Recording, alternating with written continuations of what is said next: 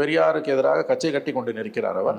இதற்கு ஒரு முக்கியமான காரணம், கடந்த 4 ஆண்டுகளாக ஸ்டாலின் கவர்மெண்ட் வந்த பிறகு பெரியாருக்கு கொடுத்த அதீத முக்கியத்துவம்.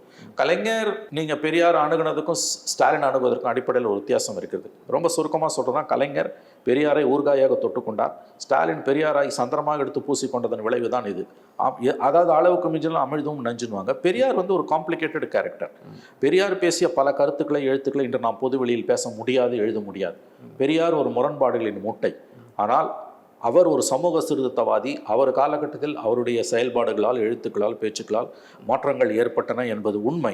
பெரியாரும் பங்களித்தார், பெரியாரும் ஒரு சமூக சீர்திருத்தவாதி என்று எடுத்துக்கொள்ள வேண்டுமே அல்லாமல், எல்லாவற்றுக்கும் பெரியாரை கொண்டு வந்து முன்னிறுத்துவதும், பெரியாரை சர்வரோக நிவாரணியாக காட்டுவதும், பெரியார் வந்த பிறகுதான் நாம் எல்லோரும் இன்று நாகரிகமாக உடை உடுத்த ஆரம்பித்தோம், சாப்பிட ஆரம்பித்தோம், குளிக்க ஆரம்பித்தோம் என்ற எல்லைக்கு போவதும் தான் இன்றைக்கு பிரச்சனையாக இருக்கிறது. அதுதான் சீமானோட இந்த மாற்றத்துக்கு காரணம் அதுதான் என்று நான் கருதுகிறேன்.